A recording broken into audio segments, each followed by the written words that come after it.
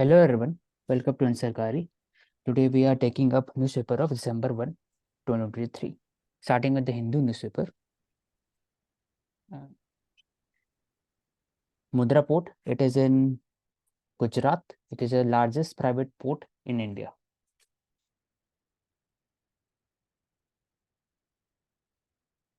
So as an administrator, what is important that all the five election in the states like Madhya Pradesh, Chhattisgarh, Rajasthan, Telangana and Mizoram have been concluded.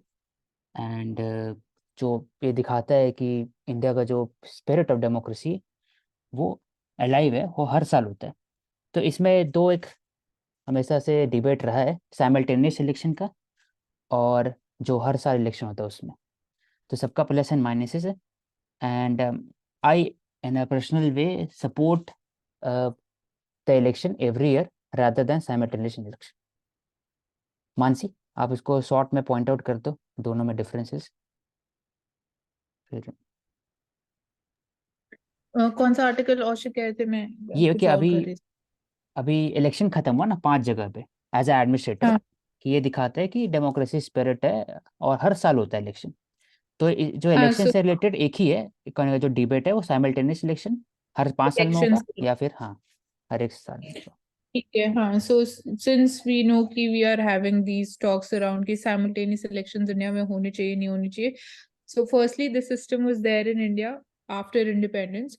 But जो major issue इसमें ये है कि अगर suppose 5 साल से पहले कोई गवर्नमेंट डिसॉल्व हो जाती है या जो असेंबली है वो गिर जाती है, तो क्या होगा? तो इस सिस्टम को हम कैसे कंटिन्यू करेंगे? क्योंकि आइडिया तो यही है कि हर 5 साल में ही इलेक्शंस होने चाहिए, जनरल इलेक्शंस भी और स्टेट इलेक्शंस भी। सो ये कंसर्न अभी भी एग्जिस्ट करता है। प्लस अगर हम बेनिफिट्स की बात करें तो बेनिफिट्स में यही होगा कि हम ज्यादा फोकस कर पाएंगे डेवलपमेंटल मेजर्स के ऊपर, जो अभी नहीं हो पाता है बिकॉज कहीं ना कहीं कोई ऐसी स्टेट जरूर रहती है जहाँ पे स्टेट असेंबली इलेक्शंस चल रहे होते हैं।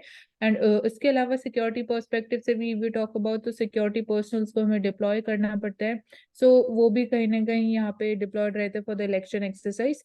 सो ये कुछ हम बोल सकते हैं कि बेनिफिट्स हो सकते हैं we come up with this system. And एक पार्ट ऑफ डिबेट इसका ये भी है कि ये प्रेसिडेंशियल फॉर्म ऑफ गवर्नमेंट में ज्यादा इफेक्टिव है कंपेयर्ड टू जो इंडिया में करंट सिस्टम है। सो क्या इंडिया को पहले प्रेसिडेंशियल फॉर्म ऑफ गवर्नमेंट में जैसे यूनाइटेड स्टेट्स में है उसमें ट्रांसफॉर्म होना इंपॉर्टेंट है?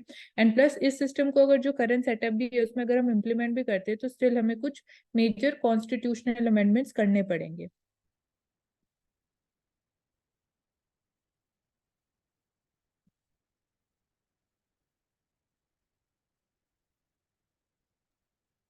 आई एग्री इसमें विथ मानसी। बेसिकली एडमिनिस्ट्रेशन के लिए क्या एडवांटेज है, अगर ब्रॉड में हम बात करें? अगर साइमल्टेनियस इलेक्शन किया जाए यस। तो उसमें है कि खर्चा कम होगा। हर साल आपको सीआरपीएफ बटालियन और बाकी सब जो उनको लगाना पड़ता है सिक्योरिटी पर्पसेस में, वो कम होगा। और ओवरऑल एक्सपेंडिचर अराउंड 2019 में 60,000 करोड़ था by the election commission of India. ये भी कम। तो ये बात है। अब कमिंग टू नेक्स्ट और आर्टिकल। एक कंसर्न यहाँ पे ये भी है कि जैसे अगर साइमल्टेनियस इलेक्शंस होंगे तो जो नेशनल लेवल पे इश्यूज हैं उनको ज्यादा अट्रैक्शन मिलेगी कंपेयर टू जो लोकल लेवल पे प्रॉब्लम्स और चैलेंजेस हैं। सो एक ये कंसर्न भी है। ओके, अब coming to the next article, hit job is not our policy says India on US charges. तो यूएस ने बताया, यूएस और कनाडा दोनों ने एलाइज किया कि इंडिया ने निज्जर किलिंग की। और दूसरा कि पन्नू जो सिख सेपरेटिस्ट खालिस्तान डिमांड करते हैं, उनको भी एक तरह से प्लॉट असाइन किया था for the killing of the Khalistani separatist. उसमें इंडिया का स्टैंड ये रहा है कि ऐसा कुछ नहीं है और हम लोग हिट जॉब नहीं करते, ये पॉलिसी नहीं है इंडिया का हमेशा से। तो मेन बात वो है कि कोई ऐसा कुछ हाल फिलहाल में एविडेंस नहीं मिला इंडिया को, तभी हम लोग ऐसा बात कर सकते हैं। देन सिल्किया टनल का बात किए थे कि इट इज द नेम जहाँ पर 41 वर्कर्स ट्रैप थे, सिल्किया टनल था, वो स्टार्ट वापस से होगा। और फिर Jharkhand governor clears anti cheating bill. अगर आप चीटिंग करोगे तो आपको कम से कम 10 करोड़ का फाइन या लाइफ इम्प्रिजनमेंट किया जाएगा। तो मानसी क्या ये रीजनेबल रिस्ट्रिक्शन है कि थोड़ा एक्सट्रिंजेंट मेजर है, ज़्यादा है एक तरह से? 10 साल का फाइन या लाइफ या 10 करोड़ रुपया फाइन, 10 साल का इम्प्रिजनमेंट या 10 करोड़ रुपया फाइन, ये? हाँ, अब इसको नहीं बोल सकते कि ज्यादा स्ट्रिंजेंट है कंपेयर टू जो एंटी चीटिंग एक्सरसाइज है, आप उसको जस्टिफाई नहीं कर सकते हो। So as a deterrent measure हम बोल सकते हैं कि ये जो फाइन अमाउंट है वो इस तरीके से एक्ट कर सकता है इनिशियली। एंड प्लस अगर again obviously if you are found trapped और वैलिड है तो you have to pay this also. So एक वो कहीं ना कहीं डेटरेंट स्टैंडर्ड भी होगा कि आपको बेसिकली इतना अमाउंट पे करना पड़ेगा या इतने साल की जो जेल है वो आपको काटनी पड़ेगी, लाइफ इम्प्रिजनमेंट जो मेंशन है इसमें। Okay. Now coming to the next article, what UP government is doing for the education, for promotion of the education in its state. तो 2-3 इंपॉर्टेंट वर्ड्स की वर्ड्स इसको लिख सकते हैं, प्रेरणा आप लिख लेना इसको। कस्तूरबा गांधी स्कूल्स को अपग्रेड किया जा रहा है, एंड कायाकल्प ऑपरेशन कायाकल्प स्कीम जिसमें मॉडर्नाइज किया जा रहा है 1.4 लाख स्कूल्स। एंड पहले यूपी प्रोजेक्ट ये तो हो गया specific to the mission Nirmaya is a visionary programme. Primary goal है इसको रेवोल्यूशनाइज करना चाहिए इसको with respect to the medical education. Shiksha Chaupal, every district is holding Shiksha Chaupal for learning process of the children. तो शिक्षा चौपल, शिक्षक संकुल, उसके बाद फिर Kasturba Gandhi school and Kayakalp scheme, इसको ले सकते हैं एग्जाम्पल में। तो जैसे यहाँ पे बात करी जा रही है एजुकेशनल हब बनाने की, तो और कोई ऐसे क्लेम्ड एजुकेशनल हब है इंडिया में? नहीं, हर एक स्टेट का अपना होता है, वो प्रमोशन ऑफ द एजुकेशन के लिए हर एक स्टेट अपने हिसाब से करते हैं प्रमोट, उसी के हिसाब से दिया हुआ है कि इस यूपी गवर्नमेंट क्या कर रही है एजुकेशन के हिसाब से। तो एजुकेशन हब ऐसा कुछ नहीं है, वो बोलना चाह रहे हैं कि मैं एजुकेशन प्रमोट कर रहा हूँ यूपी में, ये सब स्कीम है, इसको आप देखो, एक एडवर्टाइजमेंट है एक तरह से। वो इंडस्ट्रियल कॉरिडोर ऐसा हब नहीं है कोई ऐसा particular. Pneumonia outbreak, Aanchal can take up this one. Pneumonia, what is pneumonia and कि कैसे होता है? It is basically respiratory illness caused by the airborne diseases. और इसको डील करने के लिए ऑलरेडी मेंशन है डिजास्टर मैनेजमेंट एक्ट 1897 में भी, और local bodies NIV National Institute of Virology जो पुणे में, वो भी एक हिसाब से प्रोटोकॉल लेते हैं for the prevention of diseases and for mitigation of diseases.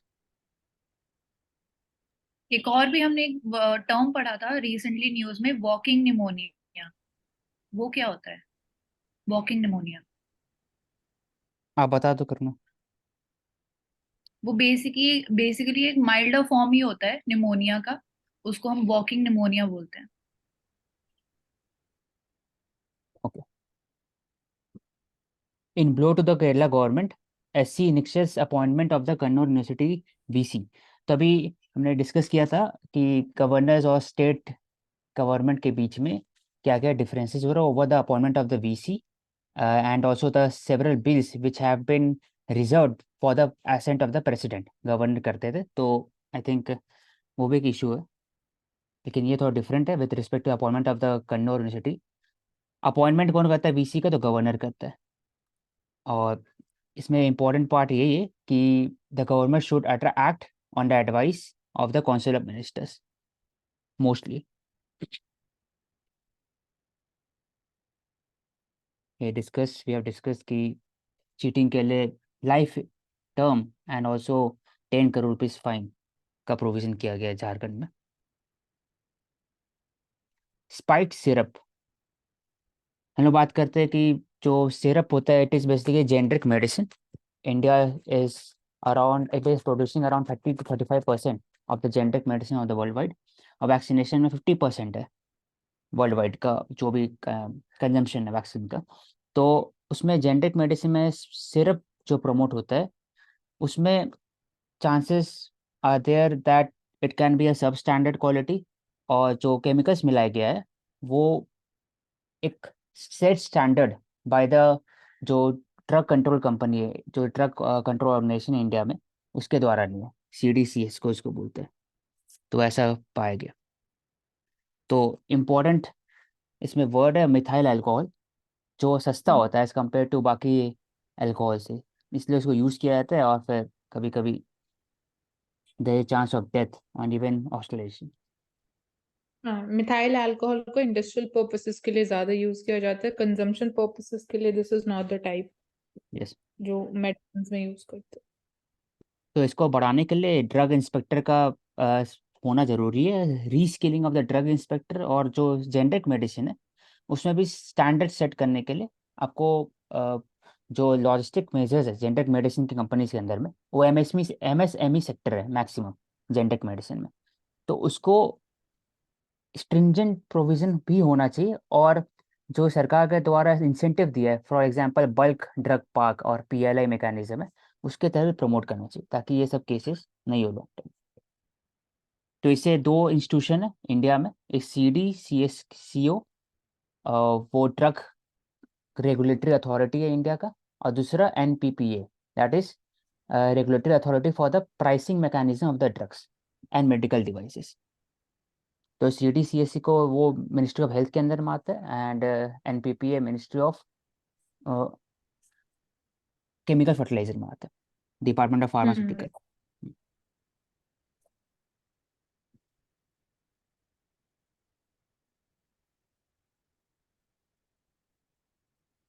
तो करेंटली 5 स्टेट में इलेक्शन समाप्त हुआ, कल ही खत्म हुआ, तो आई एग्जिट पोल आया था।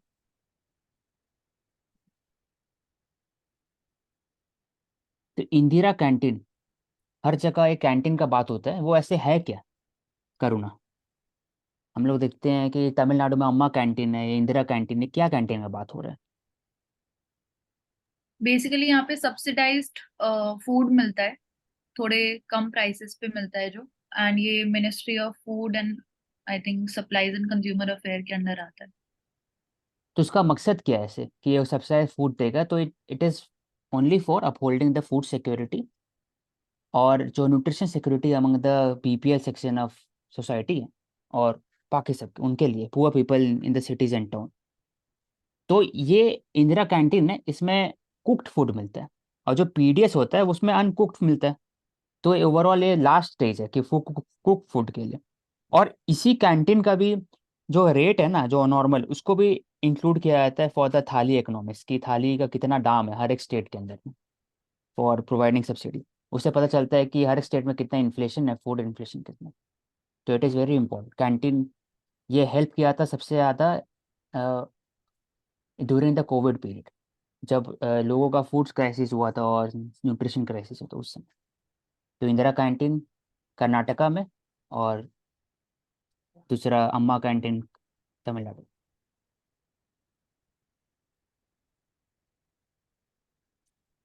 ऑर्गन ट्रांसप्लांट, ये एक बार डिस्कस करो अब मानसी, मैं देखता हूँ कि ये ओके, सो ट्रांसप्लांट गेम्स क्या है ये।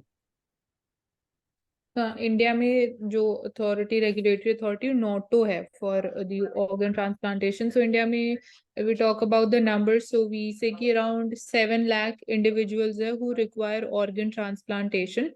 And compare to previous times, अगर हम बात करें आज के टाइम में, हम क्यों बात करते हैं कि ऑर्गन ट्रांसप्लांटेशन की हमें इतनी जरूरत है? जरूरत पहले भी थी, बट उस टाइम पे इतनी, you can say, medical science में इतनी एडवांसमेंट नहीं थी। तो आज के टाइम में दैट इज पॉसिबल। प्लस हम इसमें बात भी करते हैं कि कुछ क्या ऐसे एनिमल्स में हम ऐसे ऑर्गन्स को ग्रो कर सकते हैं बाद में, जिनको क्या हम एनिमल्स में, सॉरी, ह्यूमंस में उनको हम ट्रांसप्लांट कर सकते हैं। सो इसमें डेफिनेटली एथिक्स का एंगल आ जाता है, प्लस सर्वाइबिलिटी का, कि वो कितना सूटेबल होगा for the human body. So hmm, this is there, and plus इसमें awareness exercise are also being run कि आप कैसे डोनेट कर सकते हो, क्या प्रॉपर मेथोडोलॉजी होती है। यस। इसमें बात ये किया है कि जो ट्रांसप्लांट किए हैं और जो रिसिपेंट है, दोनों का एक तरह स्पोर्टिंग इवेंट है, और इसके तहत अवेयरनेस फैलाया जा रहा है लोकल्स की रिगार्डिंग कि आप ज़्यादा से ज़्यादा ऑर्गन ट्रांसप्लांट करिए, क्योंकि आपका आँख डोनेट करते हो मरने के बाद, या लिवर डोनेट करते हो, हार्ट करते हो, तो इससे बहुत सबका ज़िंदगी बच सकता है। तो इसमें 10 इवेंट इंक्लूड किया गया, badminton, carrom, chess, basketball etcetera. तो ओवरऑल ये बात कर रहे हैं कि एथिकल कैसे इसको प्रमोट करते हैं, एथिकल चीज़ है ट्रांसप्लांट करना। और इंडिया में देखा गया है कि मैक्सिमम ट्रांसप्लांट जो होता है donor, organ donor, it is mostly women, और 25 to 30% है मेन है, उसी का अराउंड ही है, और मैक्सिमम 50 to 60% विमेन। तो आई थिंक इसको इससे 80% 80 80% women. 80% विमेन और मेन कम है। तो I think it is a step to increase the awareness among the people regarding organ transplant.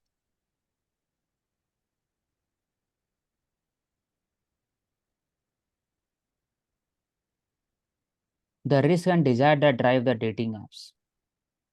तो आई थिंक अगर ये बात करते हैं तो इसमें दो तीन है कि एक तो फ्रॉड भी होता है कभी कभी, और दूसरा कि harassment, sexual harassment, cyber bullying, stigma, और सोसाइटी का जो रिस्क फैक्टर है with respect to conservative values वो भी हैम्पर होता है। तो डेटिंग प्लेटफॉर्म बहुत ध्यान से यूज़ करना चाहिए किसी के लिए।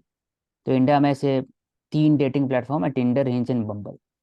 बम्बल is mostly driven by women, और जो टिंडर इज वाइस वर्सा सबको।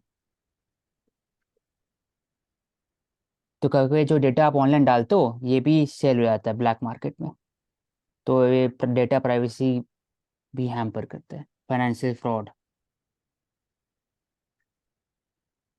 और इसमें लोनलीनेस का भी खतरा बढ़ जाता है कि आप लोग से मिलते हो ऑनलाइन, जैसा भी। इमोशनल डिसीट एक वर्ड है, इसको लिख सकते हैं।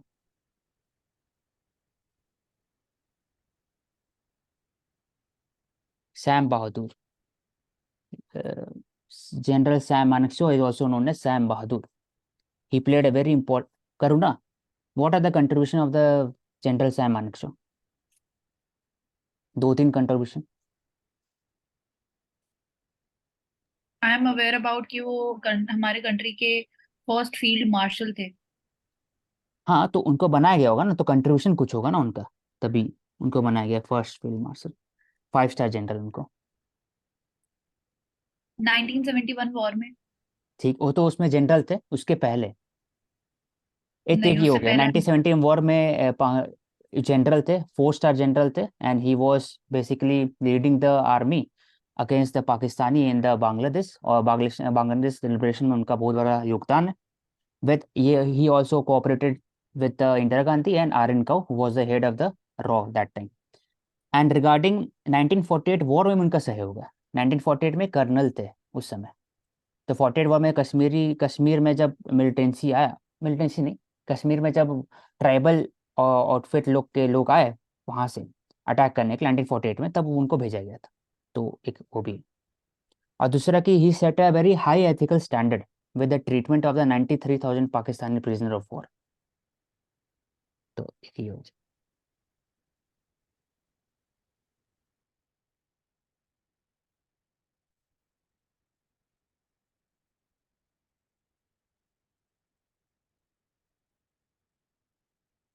तो इसमें इसराइल और पैलेस्टीनियन वॉर के बीच में सबसे इम्पोर्टेंट पॉइंट है यहाँ पर कि right of self defence and the reality. तो राइट ऑफ सेल्फ डिफेंस आप कितना हद तक यूज़ कर सकते हो? ऐसे after the attack of Hamas on the Israel, Israel use unprecedented violence. तो अनप्रेसिडेंटेड वॉयलेंस क्या, वो राइट ऑफ सेल्फ डिफेंस के अंदर में आता है या उससे बाहर आता है? उस पर ये चर्चा किया हुआ कि रियलिटी कुछ अलग होता है, राइट टू सेल्फ डिफेंस अलग होता है। ऐसे फॉर एग्जांपल, अभी आज का सिर्फ अकेला स्टोरी नहीं है, ऐसा ऐसा पहले हुआ है 2001 में जब 9/11 हुआ था। तो USA used idea of right of self defence to destroy 3 countries. उसके बाद से अफगानिस्तान खत्म हुआ, फिर इराक खत्म हुआ उसके बाद, और 2011 में लिबिया खत्म हुआ। तो I think right of self defence कितना हद तक यूज़ कर सकते हैं? तो इसको मैनेज करने के लिए सबसे इम्पोर्टेंट है रोल इसमें यूएनएससी का। लेकिन यूएनएससी में जो डोमिनेशन है, it is बेसली on western front. सिर्फ चाइना छोड़ के बाकी सब वेस्टर्न कंट्रीज है और बिग कंट्रीज है। तो इसको मल्टीलैटरल रिफॉर्मेशन चाहिए, तभी जा करके ये राइट ऑफ सेल्फ डिफेंस को ठीक से मॉनिटर कर सकते हैं। ऐसे UN should be asked to deploy peacekeeping contingent, लेकिन यूएन के पास अपना पीस कीपिंग फोर्स ही नहीं होता है, डेडिकेटेड फोर्स नहीं है। It is based on the contribution given by its own member. तो पीस कीपिंग एक्टिविटी भी होता है, वो इन्फोर्सेबल नहीं होता है यूएन की तरह से, क्या वो करना ही। तो ये दिक्कत होता है हमेशा। तो फाइनेंशियल क्राइसिस, एक तरफ फाइनेंशियल एड का भी दिक्कत होता है यूएन के, देखा जाए तो हर एक कंट्री चाहता है कि मेरा नेशनल इंटरेस्ट आगे बढ़े। तो यूएन चाहता है कि ग्लोबल पीस है, लेकिन दोनों के बीच में क्लैश के कारण ही there is a difference between a decision making in both UN as well as by the individual country. तो यहाँ बात की जाए feasibility of the two state solution. Palestinian authority शुरू से 1948 के बाद, जब 1948 में आज़ाद हुआ था इसराइल, उसके बाद से लगातार वो चाहते थे कि इसराइल नहीं रहे और टू स्टेट नहीं रहे, पूरा पैलेस्टीनियन टेरिटरी है तो वैसे ही होना चाहिए। और इसराइल चाहते थे कि टू स्टेट सोल्यूशन हो, लेकिन बाद में धीरे धीरे इसराइल के अंदर में भी लगा कि अब हम लोग जीत ही रहे हैं वॉर में, 1967 वॉर, 71 वॉर, 73 वॉर, सॉरी। तो उनको लगे हम भी अब ज़्यादा ही पूरा कैप्चर कर सकते हैं, तो दोनों कोई कभी ना कभी अ, एक दूसरे का प्रपोजल माना ही नहीं, इसी कारण हमेशा से वॉर जो है अलाइव रहा है पूरा। ऐसे रिगार्डिंग नाउ द गवर्नमेंट जो नेतन्याहू है, he never agree to the Palestinian state, यही कारण कि ये लॉन्ग टर्म है। Abraham accord, which is the accord signed between the Bahrain, UAE and Israel, और इसको मॉनिटर करने के लिए यूएस था। तो it provided some form of legitimacy to the Israeli domination in the Arab countries and also its vision. लेकिन तब भी फिर ईरान का एक तरह से उनका एक role in the middle east और एक तरह से इसराइल का अनप्रेसिडेंटेड वॉयलेंस, ये लॉन्ग टर्म में हो सकता है कि अब्राहम अकॉर्ड को भी अफेक्ट करे। मानसी, कुछ कहना है इसको? No, Ashok.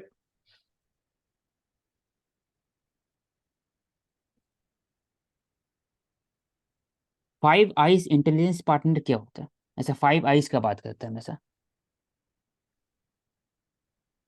करूँ ना? Five eyes I'm famous not है। aware. Five eyes basically it is a grouping of the Anglo Saxon country. Anglo Saxon मतलब जो मतलब एंग्लो स्फीयर, एक UK, US, Canada, New Zealand and Australia. तो इनको इनका अपना ग्रुपिंग है और ये इंटेलिजेंस शेयरिंग करते हैं, बोथ साइबर, लैंड, सी, एयर, सबका इंटेलिजेंस आपस में शेयर करते हैं, टोटल रहता है इंटेलिजेंस शेयरिंग। एकदम एग्जैक्ट ऐसे लगता है कि एक ही कंट्री है, इतना एग्जैक्टली इंटरनेट शेयरिंग करते हैं आपस में। तो फाइव आइज डोमिनेशन इसको बोलते हैं।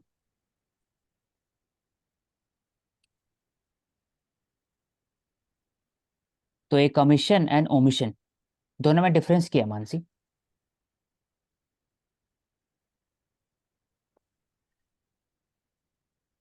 Yeah, I don't know exactly. Omissions क्या होगा? कमीशन मतलब कि आपको पता है कि गलत काम कर रहे हैं लेकिन गलत काम कर रहे हैं आप। ओमिशन मतलब आपको पता नहीं है लेकिन आप टेक्निकली आप गलत काम नहीं कर रहे एक तरह से, लेकिन एथिकली या हो सकता है अंदर से आपको पता है लेकिन आप पेपर में गलत काम नहीं कर रहे, एक तरह से ओमिशन हो गया, एक्ट्स ऑफ ओमिशन। तो इंडिया में एक्ट्स ऑफ कमीशन पर एक तरह से स्ट्रिंजेंट प्रोविजन है rather then act of omission. तो एक्ट ऑफ ओमिशन होता है इंडिया बहुत जगह पे। तो ब्रॉडकास्टिंग रेगुलेशन 3.0 जो अभी बिल आएगा for the issue of ethical standard of फिर regulating of the content in the broadcasting companies, तो उसके लिए किया। तो national broadcasting policy it commission is और ओमिशन का आप एक एक एग्जांपल दे सकते हो? एक एग्जाम्पल, जैसे फॉर एग्जाम्पल कि अगर पुलिस है वो कोलूसिव करप्शन कर रहा है तो एक्ट ऑफ कमीशन हो गया डायरेक्टली वो पूरा। लेकिन अगर सामने में उसको दिख रहा है कि करप्शन हो रहा है लेकिन बाकी सबको नहीं पता, लेकिन वो कुछ एक्ट नहीं कर रहा है ऑन द पेपर, तो एक्ट ऑफ ओमिशन हो सकता है ये। तो ये सर से पूछ लेंगे एक बार एग्जैक्ट डेफिनेशन इसका। लेकिन होता है ना, मतलब टेक्निकली पेपर पर नहीं ये चीज़।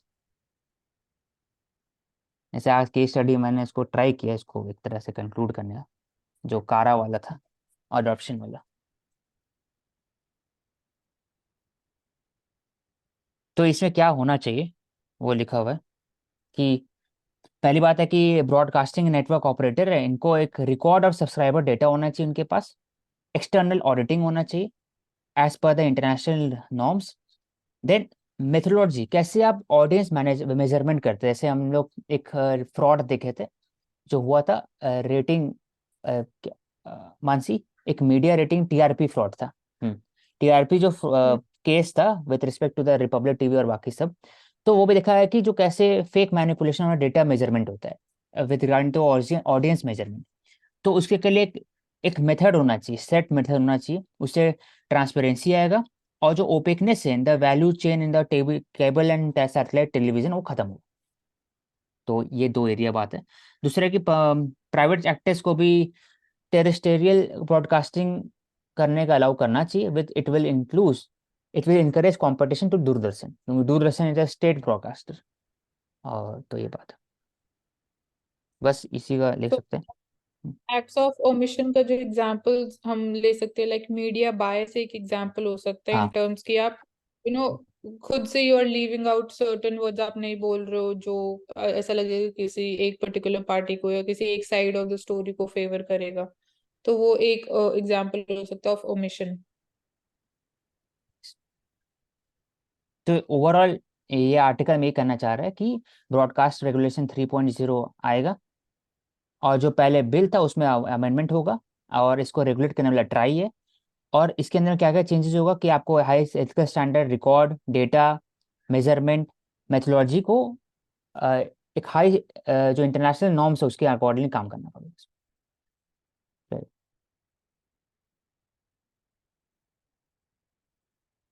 इज यहाँ द पे थोड़ा इमर्ज सा ऊपर चलेंगे। क्या जो हुआ? आर्टिकल है जिसमें लिखा हुआ है, a lot at stake, India's reputation as a principal power is at stake after कौन सा आर्टिकल? चेंजिंग टाइड के ऊपर, चेंजिंग टाइड के ऊपर वाला, जिसमें 5 आईज आपने बताया उसके ये वाला, हाँ। इसमें लिखा है कि हाँ, India as a principal power. तो what do we mean by that?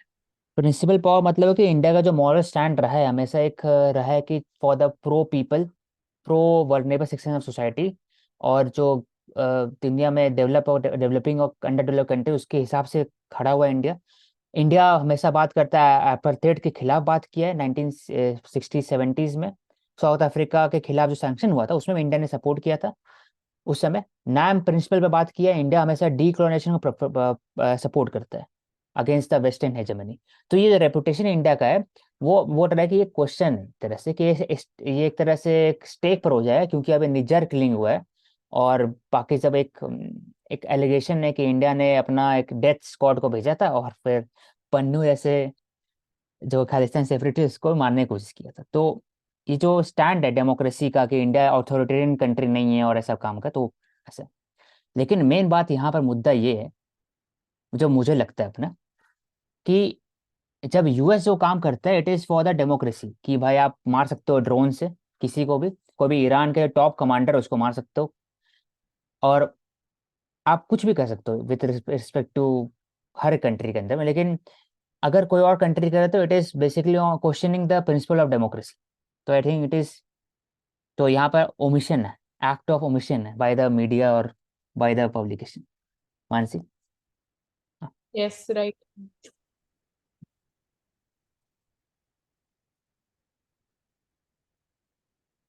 Is the emerging global order bipolar? Bipolar क्या होता है आंचल?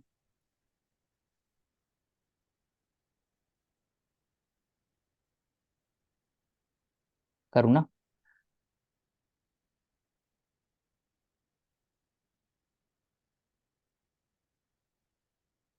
बाइपोलर ये कंडीशन जहां पर unipolar US led global diplomacy, global world order. Bipolar मतलब कोई इमर्जिंग पावर, जैसे बाइपोलर था उस समय सोवियत यूनियन और यूएस, आज यूएस और चाइना, तो बाइपोलर हो गया। इंडिया बात करता है मल्टीपोलर। भाई मल्टीपोलर होना चाहिए, हम भी एक सरदार है, लोकल सरदार है, रशिया भी लोकल सरदार है, फिर बड़ा बाकी सब सरदार है, तो मोर मल्टीपोलैरिटी। तो इंडिया हमेशा बात करता है दो वर्ड पर, मल्टीपोलैरिटी और मल्टी अलाइनमेंट। नॉन अलाइनमेंट का बात नहीं करता है, मल्टी अलाइनमेंट का बात करता है अभी। तो I think we India is emerge from non alignment principle in 1960s and 70s in 20th century to multi alignment in 21st century। और यहाँ पे मान औषध बात कर सकते, what is the emerging global order, क्या है आज के टाइम में, how is the shift happening? तो I think the shift is happening from the western countries to the eastern Asian countries. with respect to the manufacturing power, with respect to the demographic dividend, and also the financial capabilities of the countries. Skills भी आजकल सबसे ज़्यादा तो AI का हो गया, technological skills हो गया, या फिर हाई सेक्टर्स में, सब में जो डोमिनेशन अभी क्रिएट हो रहा है, रिसर्च पेपर में भी हर जगह एशियन कंट्री का दबदबा बढ़ते जा रहा है लॉन्ग टर्म में, और it is led by China. और यूएस का तो ऑलरेडी है एग्जिस्टिंग नॉर्मेटिव पावर, यूयू का, और यूएस का तो मसल बैकिंग पावर है। जो इंडिया बीच में क्या कर सकता है, इंडिया अलाइन कर सकता है सबके साथ, जो अच्छा चीज़ है वो ले अपने तरफ में और अपने आप को ताकत कर लॉन्ग टर्म में। इसलिए इंडिया का स्टैंड हमेशा से एक स्ट्रैटेजिक ऑटोनॉमी और स्ट्रैटेजिक साइलेंस भी अपनाता है, स्ट्रैटेजिक ऑटोनॉमी भी अपनाता है। इंडिया हमेशा एक प्रिंसिपल स्टैंड लेता है लॉन्ग टर्म में। So, ठीक है।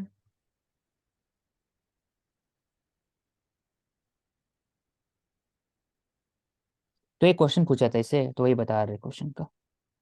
तो इंडिया का सबके साथ रिलेशनशिप है, वही बताना चाह रहे कि यूएस के साथ भी है, रशिया के साथ भी है, जापान के साथ भी है, यूरोपियन यूनियन के साथ भी है, सबके साथ है।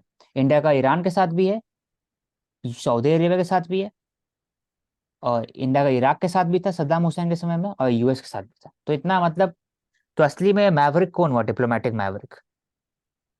तो इंडिया। और इंडिया का जो पॉलिसी रहा है राजा मंडला का, वो चाणक्य प्रिंसिपल के ऊपर ही रहा है। बिटवीन होप एंड डिस्पेयर, तो ये बात किए थे टनल जो फंस गए थे 41 लोग, तो उसमें कैसे साइंस ने हेल्प किया और फेथ ने उनको एक होप दिया। तो ये दोनों इंपॉर्टेंट है सोसाइटी में। Understanding the simultaneous election, we have discuss in the beginning कि साइमल्टेनियस है क्या, और for and against conducting simultaneous election, demand for. तो वही बात है कि शॉर्ट ये जल्दी से कंक्लूड कर दो मानसी, फिर आगे बढ़ कुछ अगर नया होगा तो। हाँ, सेम पॉइंट है। एक हम ऐड कर सकते हैं कि वी ऑल्सो टॉक कि ये जो ईवीएम्स होती हैं 15 ईयर्स की लाइफ टाइम होती है, तो वो मतलब 15 ईयर्स में अगर सिर्फ 3 बार ही यूज होंगी तो वो भी एक एक्सपेंसिव एक्सरसाइज हो जाएगी। तो उसको हम कैसे फैक्टर इन करेंगे if we are going ahead with it simultaneous elections. बाकी सेम पॉइंट्स है जो हमने बिगनिंग में डिस्कस किया था। Like you can look for, अगर कोई कमिटी के रिकमेंडेशन या मेंशन्ड है, मतलब लॉ कमीशन क्या बोलता है या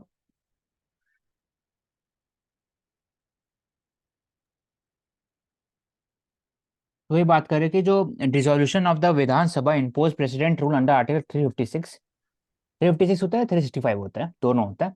365 बेसिकली स्टेट लेजिस्लेचर या state government not adhering to the constitutional direction given by the centre, तब जाकर का प्रेसिडेंशियल रूल लगा सकते हो। और 356 में तो आपका अगर इलेक्शन, आपका अगर सरकार नहीं बन सकता तब बना लगा सकते हो, दो ही। तो हमने बात की थी वोटर टर्न आउट, स्टैग्नेशन होता है, उसके बाद फिर security service of civilian officer एक ही बार यूज करना पड़ेगा, बार बार करने से रिकरिंग एक्सपेंडिचर खर्चा ज़्यादा होता है, तो ये सब डिस्कस कर चुके हैं। बाद में फिर hate speech, polarization, mass scale transfer of officers, model code of conduct, climate of और यहाँ पॉलिटिकल पे अनसर्टेनिटी, इन्वेस्टमेंट, ये सब हैम्पर होता है लगातार। बाहर से लोग पूछते हैं ना कि एक लॉन्ग टर्म में ऐसा कोई सरकार है जो एक अच्छा viable environment they for the business class, तो वो भी इम्पैक्ट होता है अगर लगातार इलेक्शन होता रहेगा तो। लेकिन एक सबसे इम्पोर्टेंट बात यह है कि इलेक्शन होने से अकाउंटेबिलिटी बढ़ जाता है सरकार का, नहीं तो कुछ भी कर सकते हैं वो।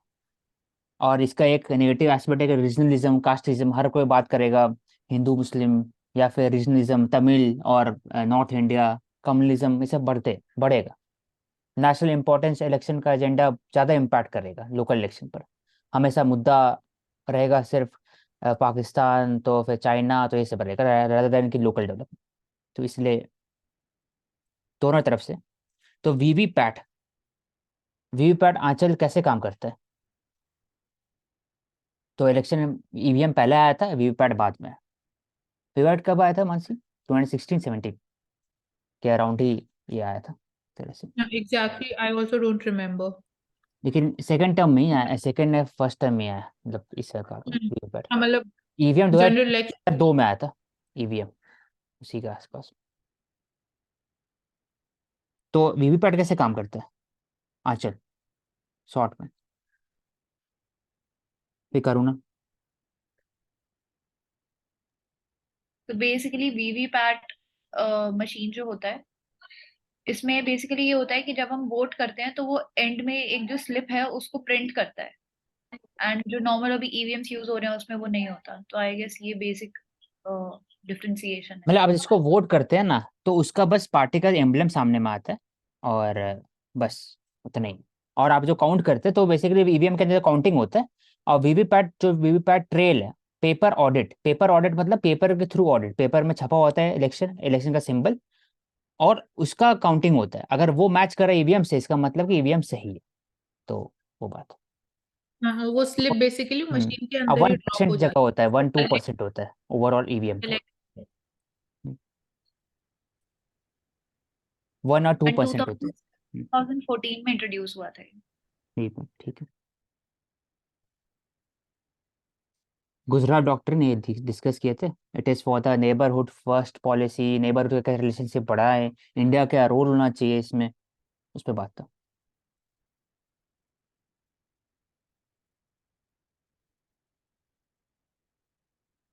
$2.23 लाख टू बाय 97 तेजस 156 प्रचंड हेलीकॉप्टर। तो प्रचंड हेलीकॉप्टर इंडियन मेड है, HAL तेजस में इंडियन मेड है, और this is second indigenous aircraft after Marut 1960s 70s में। आत्मनिर्भर का एक एग्जाम्पल है। डिफेंस एक्विजिशन काउंसिल, ये क्या करता है? ये जो भी एसेट है, कैपिटल एसेट है ये सब, तो इसको लेने के लिए डिफेंस एक्विजिशन काउंसिल बनाया गया। It is headed by the defence minister. It clears the project that is needed by the Indian armed forces. तो इसमें बोला गया था कि 98% of total procurement will be done through the domestic industries. तो India के पास अभी जो विमान है वो सुखोई 30 है, it is from the Russia. Rafale हो गया, डसॉल्ट एविएशन जो फ्रांस का है। देन आपका HAL का तेजस हो गया, और फिर आपका Mirage 2000, it is from the Dassault company France. Jaguar, it is from the UK। तो ये सब है इंडिया के पास अभी। T-90 टैंक, ये भी रशिया मेड है।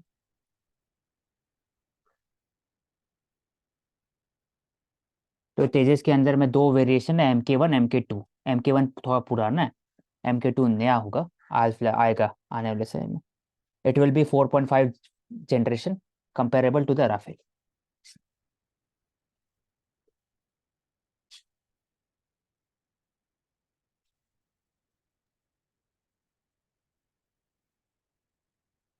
Navy gets ready for biggest naval exercise. तो नेवल एक्सरसाइज सबसे बिगेस्ट होता है नेवी डे में। तो नेवी का रोल क्या है ऐसे, अगर बताओ मानसी, इन जनरल नेवी का क्या क्या रोल हो सकता है, और क्या क्या रोल हो रहा है अभी हाल फिलहाल में? सो नेवी का coastal security obviously first hmm, priority वो ये on perspective of security. Then disaster management में we can say tropical cyclones के टाइम पीरियड पे। देन इंटरनल सिक्योरिटी के पर्सपेक्टिव से स्पेसिफिकली आफ्टर जो 28/11 टेरर अटैक्स मुंबई में हुए, so the role of coastal guard that became important. And plus जो हम बात करते हैं इंटीग्रेटेड थिएटर कमांड में आज के टाइम में, हाउ वी आर सीइंग की security challenges have been evolving, so वो एक पार्ट ऑफ रिफॉर्म हो गया।